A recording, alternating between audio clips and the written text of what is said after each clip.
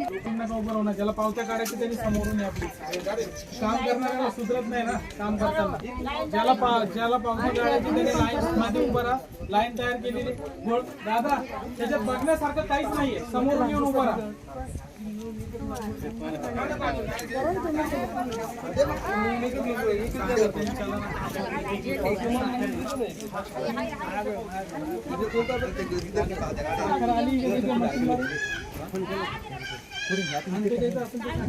पावती देतोय ना आपण त्यांना, पावती देणार आपण त्यांना सांगितलेलं पावती द्यायची आणि यांच्या ताब्यात दिलेले कंपल्सरी पावती द्यायची. पावतीप्रमाणे धान्य द्यायचं.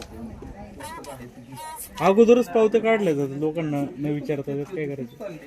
काही दिवस डेडलाईन असते त्याप्रमाणे काढली पावती काढली.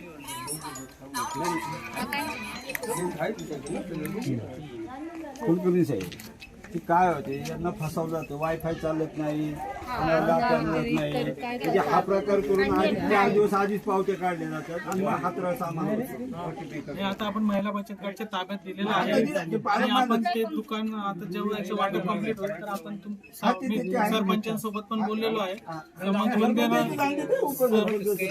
समाज मंदिरात आपण धान्य खाली करणार आहोत आणि मशीन आज मी अध्यक्ष आणि सचिवांच्या ताब्यात घेऊन जातो.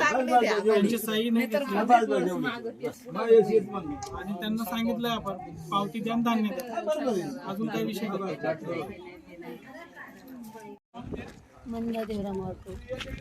सचिव ना काय नक्की काय वस्तुस्थिती काय ते धर्म आडारी ते तुम्हाला विचारून करतात की मनमानी करतात? मनानेच करतात. मनानी? हो, आम्हाला कधीच नाही विचारत.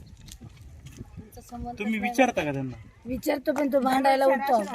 तुम्ही सचिव आहेत ना? हो. मग कसं काय ताब्यात ठेवलं त्यांनी?